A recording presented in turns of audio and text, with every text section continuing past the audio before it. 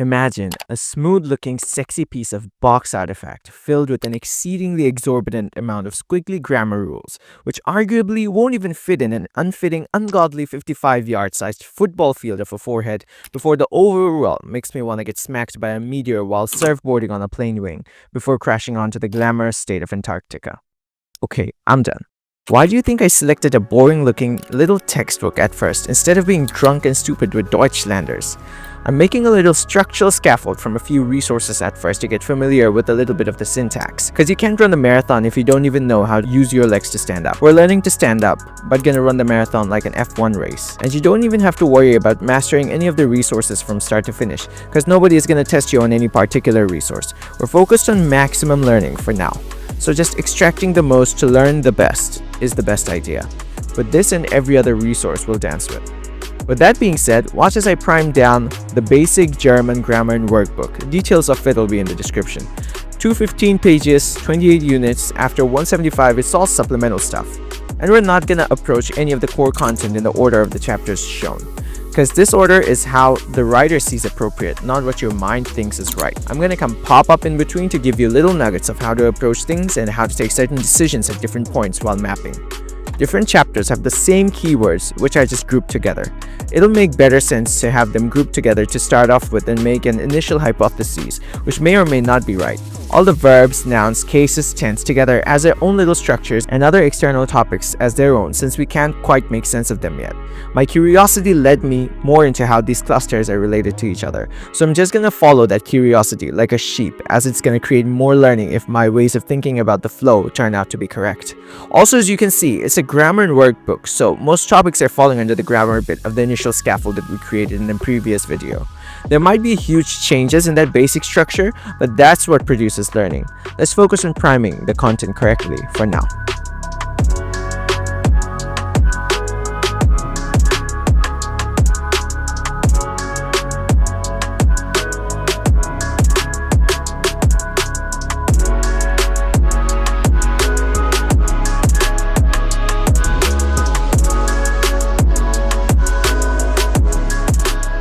Those of you starting along with me, pick up all the keywords that you can which seem the most repeated throughout the book and which make the most sense in your head. If you see some keywords which are constantly repeated but you don't understand, you can just look them up. E.g., if you don't know what cases mean, you can Google a bit and find that it means that the varieties of endings of the same words. Like the same looking monkey but with different tails. What's with me and animals today though?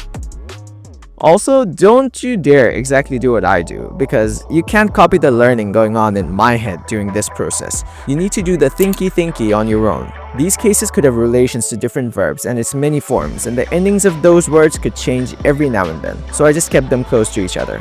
That's the hypothesis. If you're wondering when will I test the hypothesis and look deeply into the actual contents itself, it will be in the next session of studying this, which will come after the priming layer, but stay tuned for that. I tried to add a little more visuals so that I can understand from little figures what the cues mean, but not enough since it just keeps getting wordier and wordier, and that's pretty bad. It makes it look a little more detailed and hard to access from your memory. You want to make it look as simple for understanding as possible. Why is that important? Let's say, hypothetically, you posted yourself dancing bachata on Reddit. Some creeps loved it and crowdfunded you the money to build a penthouse. You decided to not lay the foundations of the house, but not build any of the walls either, or roof. Just bought a marble dolphin sculpture and put it in the middle of nowhere. That's exactly what this looks like. However, I'll fix this at some later point though. I can see certain chapters have these key topics which work as parameters that are repeated again and again throughout the book, like singular plurals in nouns and adjectives and in so many other places. They're parameters that change forms. Same goes for the 4 cases. Their endings, articles, imperatives, and the 3 genders, der, die, das. I'll need to arrange these parameters in such a way that all the parts of speeches can fit into their different types for all these parameters, and we can work our way through their exercises using this.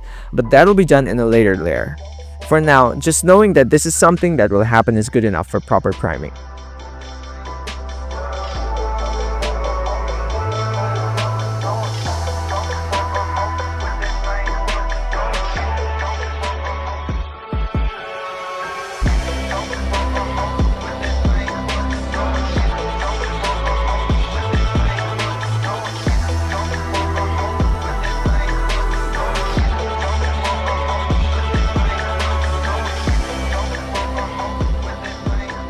There are more verbs than there are brain cells of me and all of my viewers combined.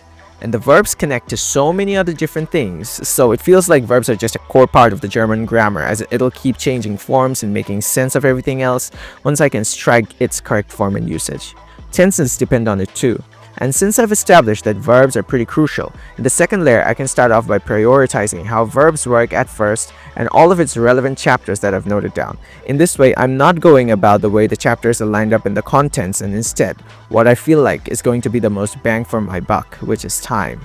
But for sure, the first priority will be to set up the parameter structure better, and then the cases or verbs as like my priority list for the next layer.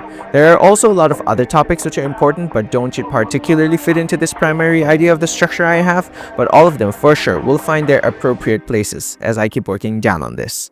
A few other parameters which keep on repeating for different topics are changes in forms, endings, and how and where certain things happen, so we can keep questioning these things with everything we find as the important parameters, and I know we also need a better way to map all of them.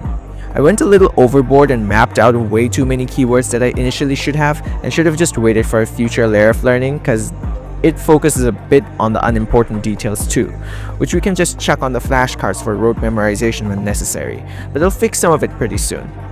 The goal with the book is to get an understanding of how basic grammar works in German, even though I know we don't have any vocabs in our arsenal to feel that, but let's have these structures in place for now and complete the exercises, because we have to be obsessive about practice, application, and creation rather than being obsessive about our exes who treated us like rubbish. We need to extract just enough knowledge from the book to be able to do that.